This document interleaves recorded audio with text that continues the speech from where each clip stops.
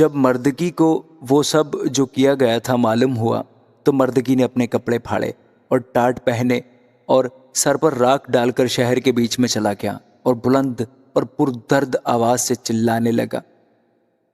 اور وہ بادشاہ کے پھاٹک کے سامنے بھی آیا، کیونکہ ٹاٹ پہنے کوئی بادشاہ کے پھاٹک کے اندر جانے نہ پاتا تھا۔ اور ہر صوبہ میں جہاں کہیں بادشاہ کا حکم اور فرمان پہنچا، یہودیوں کے درمیان بڑا ماتم اور روزہ اور گریہ زاری اور نوحہ شروع ہو گیا، اور بھتیرے ٹاٹ پہنے راکھ میں پڑ گئے، اور آستر کی سہیلیوں اور اس کے خواجہ سراؤں نے آ کر اسے خبر دی۔ تب ملکہ بہت غمگین ہوئی اور اس نے کپڑے بھیجے کہ مردکی کو پہنائیں اور ٹاٹ اس پر سے اتار لیں، پر اس نے ان کو نہ لیا۔ تب آستر نے بادشاہ کے خواجہ سراؤں میں سے ہتاک کو، جسے اس نے آستر کے پاس حاضر رہنے کو مقرر کیا تھا، بلوایا اور اسے تاکید کی کہ مردکی کے پاس جا کر دریافت کرے کہ یہ کیا بات ہے اور کس سبب سے ہے۔ سو ہتاک نکل کر شہر کے چوک میں جو بادشاہ کے پھاٹک کے سامنے تھا مردکی کے پاس گیا۔ تب مردکی نے اپنی پوری سرگزشت اور روپے کی وہ ٹھیک رقم اسے بتائی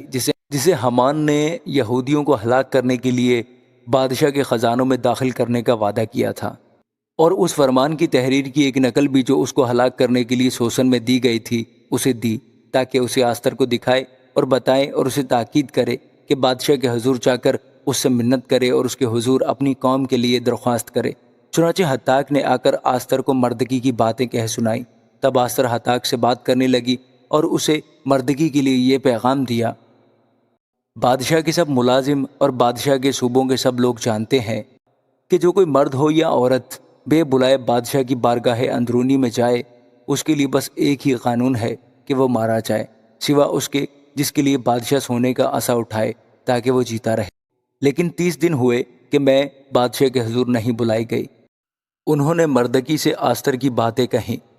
تب مردکی نے ان سے کہا کہ آستر کے پاس یہ جواب لے جائیں کہ تو اپنے دل میں یہ نہ سمجھ کہ سب یہودیوں میں سے تو بادشاہ کے محل میں بچی رہے گی،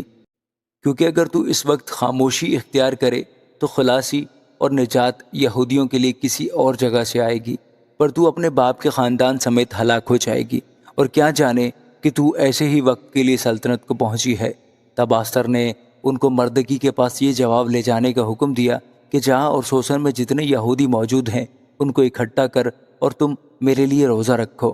اور 3 روز تک دن اور رات نہ کچھ کھاؤ نہ پیو۔ میں بھی اور میری سہیلیاں اسی طرح سے روزہ رکھیں گی، اور ایسے ہی میں بادشاہ کے حضور جاؤں گی جو آئین کے خلاف ہے، اور اگر میں ہلاک ہوئی تو ہلاک ہوئی۔ چنانچہ مردکی روانہ ہوا اور آستر کے حکم کے مطابق سب کچھ کیا۔ آمین۔